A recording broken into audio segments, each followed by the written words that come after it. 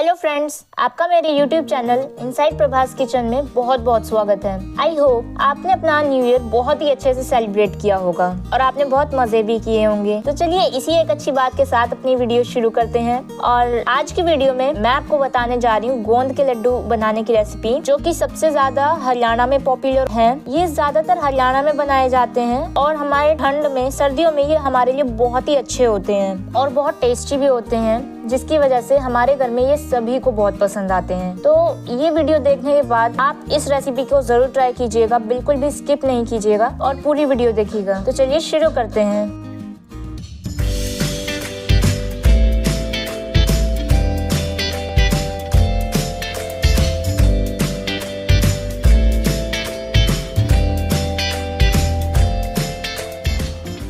सबसे पहले मैं आपको सभी चीजों का मेजरमेंट बता देती हूँ, जिसमें है सबसे पहले 200 ग्राम ताल मखाने, 150 ग्राम बादाम और 300 ग्राम गोंद और 150 ग्राम काजू। के बाद मैंने इन्हें फ्राई करने के लिए इसमें 2 से 3 बड़ी चम्मच घी डाल लिया है। घी बहुत जम चुका है सर्दी की वजह से, तो पहले मैं इसे गर्म कर लूंगी। और आप देख सकते हैं इसे गर्म करने के बाद मैंने इसमें बादाम डाल दिए हैं। आप दो तरीके से मतलब फ्राई कर सकते हैं, या तो इसे ड्राई रोस्ट कर लीजिए या इसे घी में ही फ्राई कर लीजिए, जैसा आपको पसंद हो। और देखिए फ्रेंड्स, जैसे ना जो बादाम है उनका कलर थोड़ा और डार्क हो जाएगा और उनमें से ना खुशबू भी आने लग जाएगी। और ना ये काम हमें बिल्कुल लो फ्लेम पे करना है, क्योंकि जब हम ये चीजें फ्राई करते हैं ना, हमें एकदम कम फ्लेम रखनी होती है गैस की, क्योंकि ज्यादा फ्लेम पे इनमें थोड़ी सी लापरवाही पे भी ये जल सकते हैं। तो बादाम फ्राई करने के बाद मैंने इन्हें एक दूसरी थाली में निकाल लिया है और उसके बाद मैंने काजू फ्राई कर लिए हैं। काजुओं को भी बहुत थोड़े टाइम तक घी में डाल के रखना है, नहीं तो मतलब अगर घी में फ्राई कर रहे हैं तो बहुत थोड़े टाइम तक फ्राई करना है, नहीं तो ये जल भी सकते हैं और मतलब इनका भी कलर चेंज हो जाएगा। तभी ये हमें दूसरे बर्तन में निकाल लेने हैं। आप देख सकते हैं ये ब्राउन ब्राउन से हो गए हैं, तब मैंने इन्हें दूसरी थाली में निकाल लिया है। काजू तो हमारे हेल्थ के लिए बहुत अच्छे भी होते हैं, क्योंकि इसमें प्रोटीन, विटामिन्स, आयरन बहुत कुछ पाया जाता है और गोंद के लड्डू सिर्फ सर्दियों में बनाए जाते हैं। अब ये बादाम और काजू आप देख सकते हैं, ये दोनों मैंने फ्राई कर लिए हैं। अब इनको थोड़ा साइड में रखते हैं, जब तक ये ठंडे भी हो जाएंगे तब तक मैं दाल मखाने फ्राई कर लेती हूँ।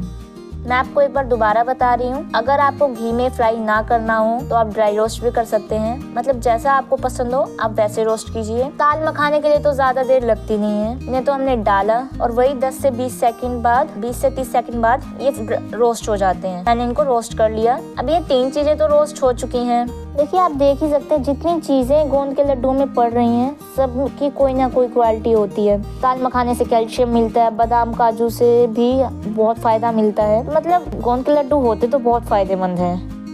ये 3 चीजें रोस्ट करने के बाद जो गोंद मैंने लिया था उसको मैं फ्राई कर लूंगी। गोंद के बारे में मैं आपको एक बात बताना चाहती हूँ, जैसे अगर आप 300 ग्राम गोंद लेते हैं तो एक साथ सारा गोंद कढ़ाई में नहीं डालना है फ्राई करने के लिए, थोड़ी मात्रा में गोंद एक बार में डालना है, क्योंकि अगर मैं एक बार में ही सारा गोंद डाल दूंगी तो वो पूरा तो फ्राई नहीं होगा और आधा जल जाएगा और पता भी नहीं लग पाएगा। तो आप देख भी सकते हैं मैंने कटोरी से नाप नाप के एक बार में थोड़ा ही गोंद फ्राई करने के लिए डाला है। और गोंद को मैक्सिमम 10 सेकंड, इससे ज्यादा नहीं आपको डालना है, मैक्सिमम 8 से 10 सेकंड रखना है और जल्दी से वापस निकाल लेना है। ये जल सकता है, इसमें बिल्कुल भी लापरवाही नहीं होनी चाहिए। और फ्लेम मैं एक बार दोबारा बता रही हूँ, बिल्कुल लो होनी चाहिए, नहीं तो गोंद के लड्डू बिगड़ सकते हैं। इसमें आपको रोस्ट या फ्राई करने में आपको कोई भी लापरवाही नहीं करनी है, कोई भी गलती नहीं करनी है जिससे कि हमारे लड्डू खराब हो जाए, बिल्कुल भी नहीं। गोंद जैसे जो हम फ्राई करते हैं ना, तो गोंद तो फूल जाते हैं। अब गोंद फ्राई हो चुके हैं, हमने चारों चीजें अच्छे से फ्राई कर ली हैं, रोस्ट कर ली हैं। इसके बाद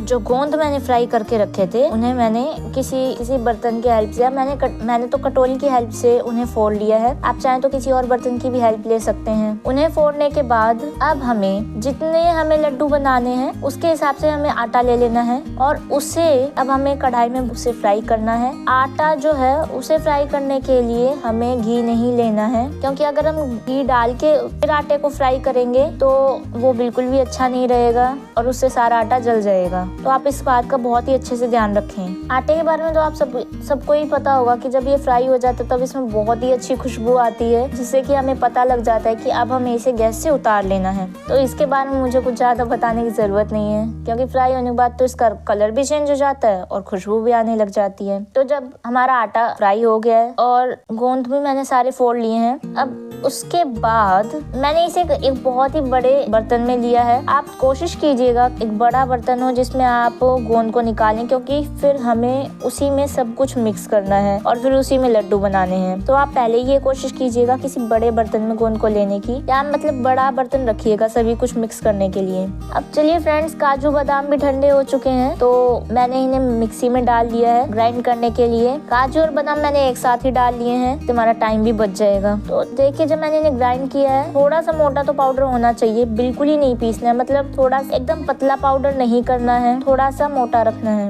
अब फ्रेंड्स, काजू बादाम ग्राइंड करने के बाद मैंने इसमें ताल मखाने डाल लिए हैं और ताल मखानों को ग्राइंड कर लिया है। इसका भी आप पाउडर देख सकते हैं। आप इन चीजों को 1 से 2 बार ग्राइंड करेंगे तो बहुत ही अच्छा से ग्राइंड हो जाएंगे। काजू बादाम में थोड़ा मोटा पाउडर और ताल मखाने में मीडियम, ना ज्यादा मोटा और ना ही पतला। तो चलिए, तीनों चीजें ग्राइंड तो कर ली हैं। अब इसके बाद मैंने ले लिया है बूरा, कम से कम 250 ग्राम, और इसे उस पूरे मिक्सचर में छान लिया है, जो कि मैंने वो बड़े से थाल में सब कुछ मिलाने के लिए रखा है। और ये बूरा मतलब को मैंने इसलिए भी लिया है कि थोड़ा कम मीठा रहेगा, तो हम अपने हिसाब से मीठा देख के इसमें डाल सकते हैं। इसमें आप अपने स्वाद अनुसार मीठा डालें। अगर आपको ज़्यादा मीठा पसंद है तो आप उस हिसाब से डालिए, और अगर आपको कम मीठा पसंद है तो आप उस हिसाब से डाल सकते हैं। बाकी ये जो मैं क्वांटिटी बता रही हूँ ना, एकदम परफेक्ट क्वांटिटी है, ना तो ज़्यादा मीठे वालों के लिए भी और ज़्यादा कम मीठे वालों के लिए, एकदम मीडियम है, ना तो ज़्यादा मीठी और ना ही ज़्यादा कम मीठी। बूरा डालने के बाद, बूरा छानने के बाद मैंने इसको पूरे मिक्सचर को मिक्स कर लिया है। हाथों से एकदम रगड़ के मिक्स करना है, जैसा कि आप देख सकते हैं। पूरे प्रोसेस में जिस तरीके से मैं आप करके दिखा रही हूँ, आपको सारी चीजें उसी तरीके से करनी है। बस